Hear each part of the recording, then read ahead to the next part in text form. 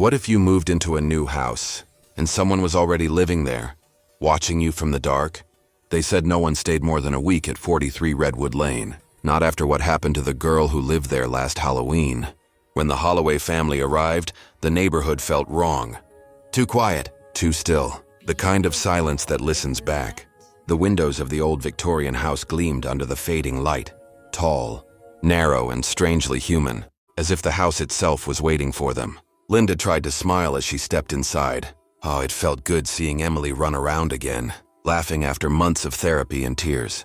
It's just an old house, Linda whispered to herself. We'll make it home.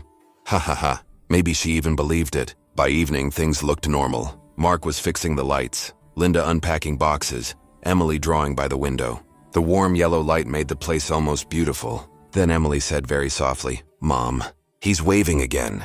Linda turned. "Who?" "The man in the window." Her stomach dropped. "Honey, there's no one outside." Emily didn't move, didn't blink. "He smiles when you don't look." That night, Linda couldn't sleep.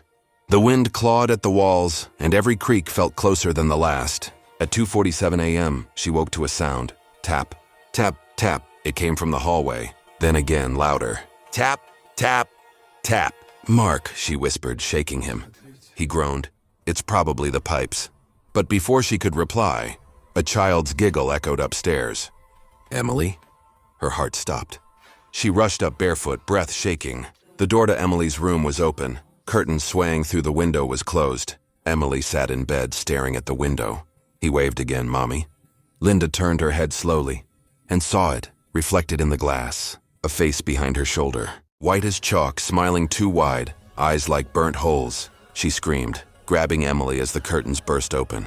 The window slammed against the wall, but outside, nothing, just fog, heavy and thick. When the police came, the oldest officer stared at the window for a long time.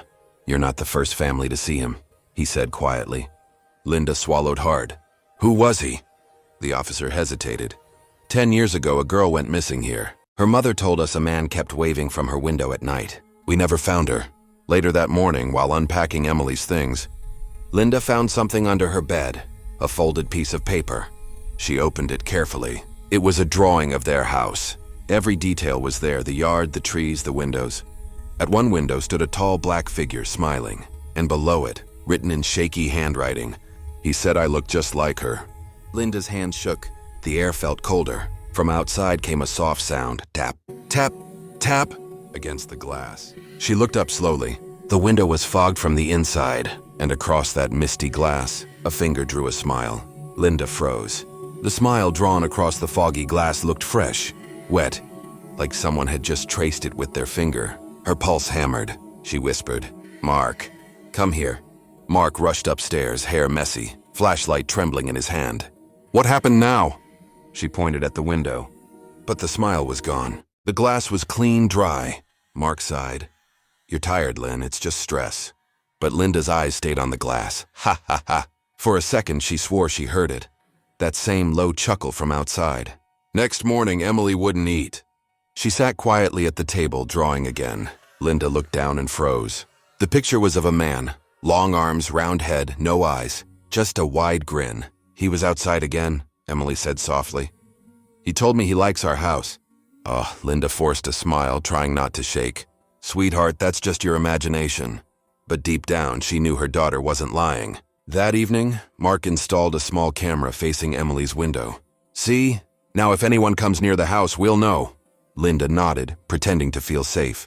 But when she looked out the window, the neighbor, Mrs. Glenn, was standing on her porch staring at them. Linda waved politely. Mrs. Glenn didn't move, didn't blink, just turned and went inside. Hours passed. 1 a.m. The monitor on Linda's nightstand flickered. Static, then a shape, faint, standing near the tree. She leaned closer. The shape didn't move, didn't breathe. Suddenly the camera tilted by itself, slowly, upward and toward the window. Linda's heart dropped. And there, reflected in the lens, she saw her own window. Behind the glass, a tall shadow, smiling. She screamed, "Mark!" He jumped out of bed. The camera went black. They ran to Emily's room, door wide open, curtains dancing wildly. The window was locked from the inside. Emily sat in bed, eyes open, whispering something over and over. Linda knelt beside her, Baby, it's okay, Mommy's here. Emily didn't blink. She just kept whispering. He said we shouldn't have moved in. He said it's still his room. Mark grabbed the camera's SD card, hands shaking. I'm checking the footage. They plugged it into the laptop. The video played, static noise, then suddenly clear. The backyard, the tree, and a man standing under it, waving slowly at the camera. He wasn't smiling this time. He was pointing right at Emily's window.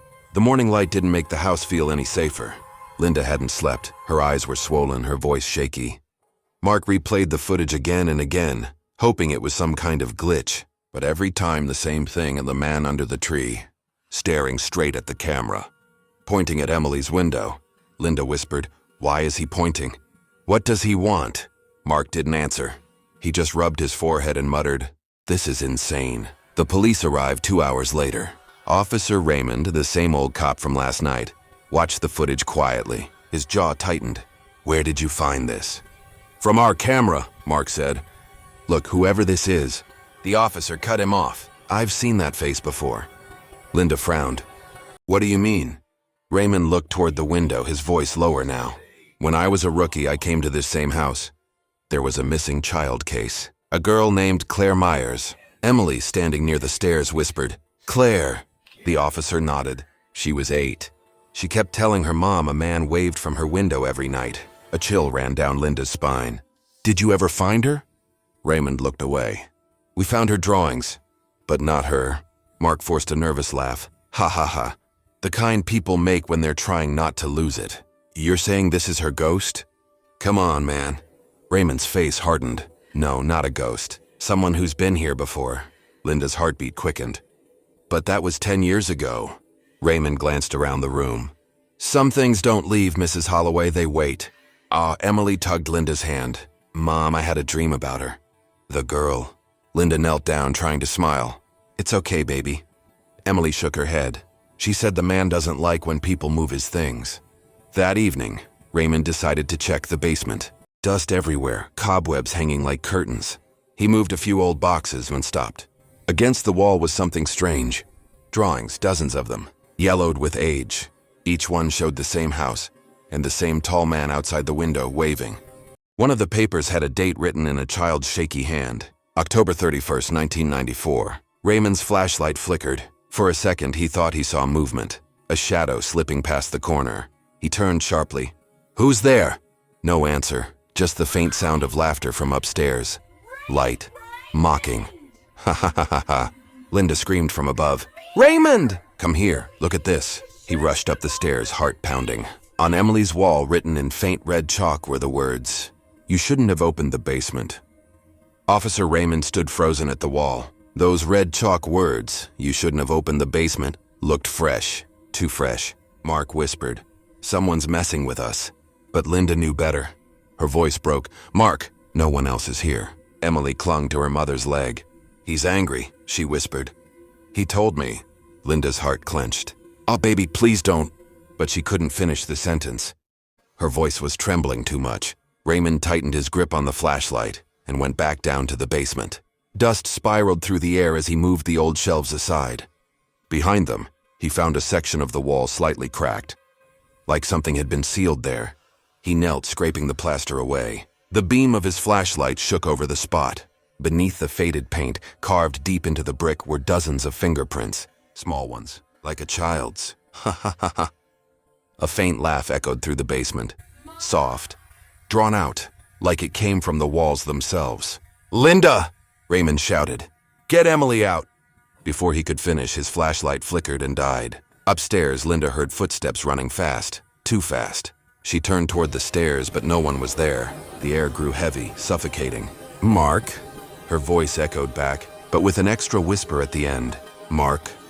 "He's here." Emily screamed. Linda ran to her daughter's room. The window was wide open again. Curtains fluttered in the cold night wind. "Emily!" she gasped. The little girl pointed at the yard. "He's standing there, Mommy." Linda looked. There, by the old oak tree, stood the man. The same grin, the same hollow eyes. But this time she saw something else. The man wasn't alone.